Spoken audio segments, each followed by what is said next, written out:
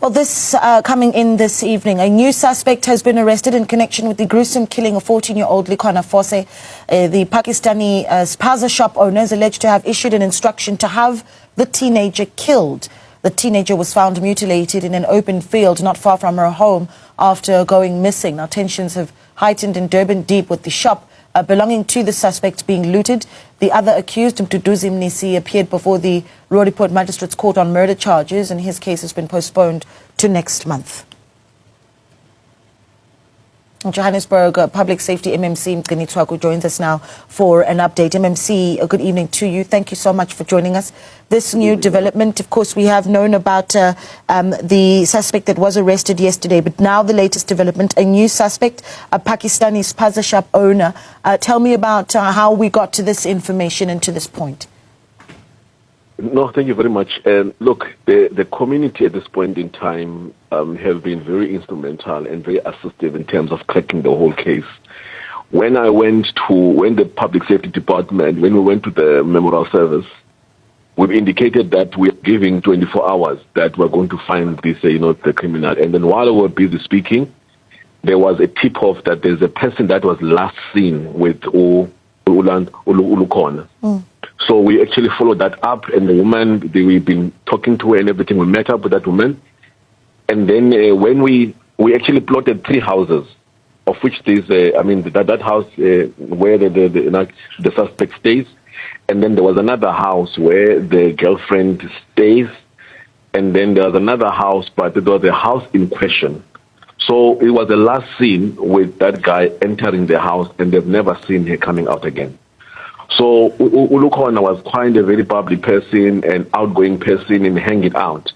And then there was this other Spaza shop they used to hang out with the friends and everything. So from the tip-offs now of the community, there's an allegation that also that Spaza shop's owner that is there were some issues, but we cannot say what is happening. But also there's part of the people that were involved in terms of actually keeping her. Look, we're still looking for the motive at this point in time. But what I can tell you that when we interviewed the family and go deeper into it, she was a person that was like a tomboyish-like individual, like going out with the friends, and the friends would just call her outside, and then she'll run out, and then she'll go with those friends and go out like what the normal girls do. So yeah, so that's how we actually crashed it. So we've actually surrounded the area at the Durban Deep, and we closed it, to the corner to corner. And then the suspect, we knew that it was Mduduzi. We got his profile, and we found that this guy he's coming from jail. He was out on parole on alleged murder charges and all of that. So we cornered him, and I think that because we put more pressure day and night, he started to give himself up, because the JMPD undercover unit and the K9 unit, they were in the area and also working very close with SAPS. I can tell you, SAPS, the investigation officers were excellent, because once we got everything, we just went to the magistrate and said there's only one person that we need to interview that was also saw Ulukhona entering that house. When we got that, we entered. So yeah, so that's how we actually crack it. So just to understand, the suspect that was arrested yesterday, this Mduduzi that you're mentioning, that is the person that you say was out on parole? Yes, he was out. He's convicted criminal, a thug, a gangster.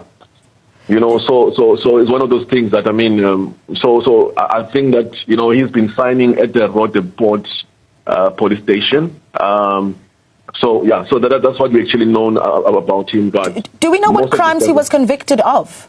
I can check. Although one of them is actually a culpable homicide, and then some robbery as well. That's what I actually got in my OB. Okay, but the latest, some dangerous, apologies. Yeah. The latest development, of course, is this Pakistani Spaza shop owners. Talk to me about your understanding of that individual, the role they would have played, and perhaps some details on what we know about him, age, that sort of thing. Look, with this one here, we actually got a tip-off, from the community members as well, that there's been some, that individual as well has been instrumental in terms of actually getting her killed.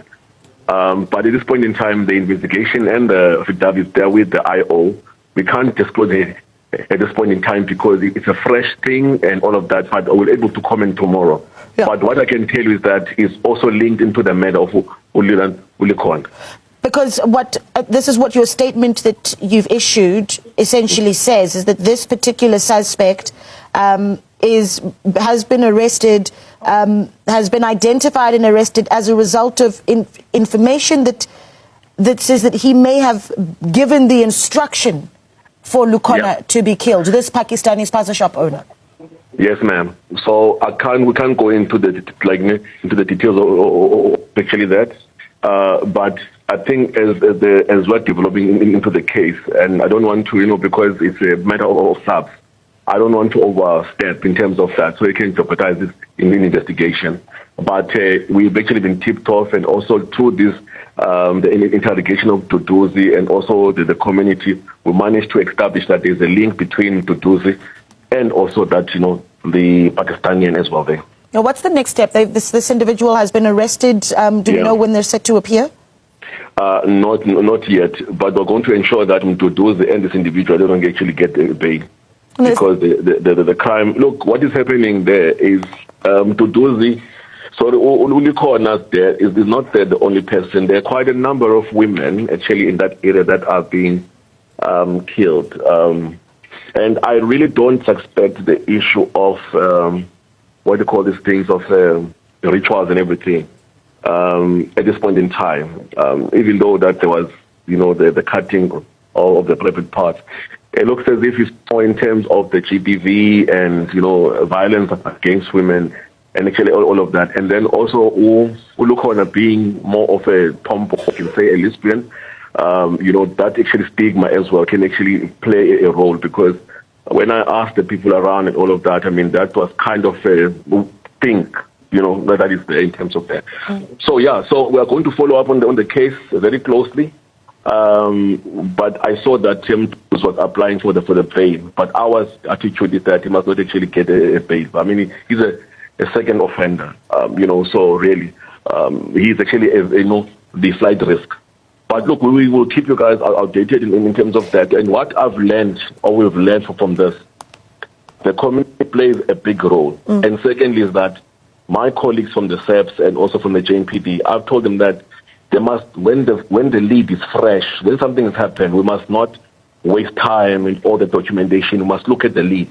That woman that actually told the community kept on calling us that they see something of this nature, like that. And then we, at the JMPD and some of the guys with SEPS, we didn't sleep. We're going after this case and looking at the suspect and anyone actually know, because we've got all the plots in terms of she went out at home, she went to a place called a garage, which has an entertainment area, and then from there she went to Deep Clove.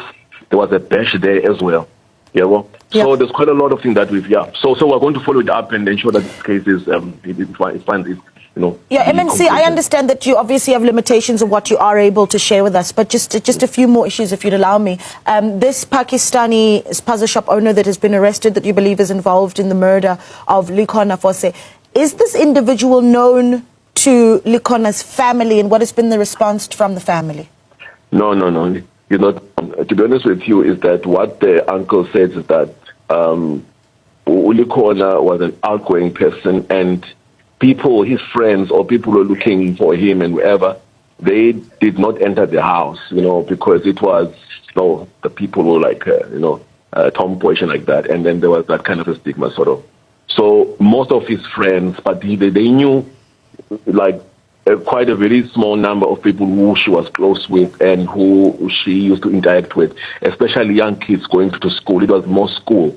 But other people, like maybe she would know at Spaza shops and other individuals, they did not know at all. So it was up to us to really go and dig in terms of who saw her first, who fought Ulikon on that day, because they're saying that someone actually called her and then she went out and then she never came back. So we had to find out in terms of that. So we would not know in terms of the link, but through the community and also those who actually have seen her, and also some on the circles of hers, is that there's a link in terms of the Pakistani was one of the people who actually ordered the hit on that. But Look, we're going to look into this thing, and Yeah. I don't want to have that much because No, I understand that's Yeah. and I understand as investigations go on. Just one last thing, and Yeah. I will release you, MMC. You mentioned Okay. earlier that in the area of Durban Deep, the community sharing information with authorities that there have been other murders of women. I mean, are you able to give us some details on those women that have been murdered? What information we know about those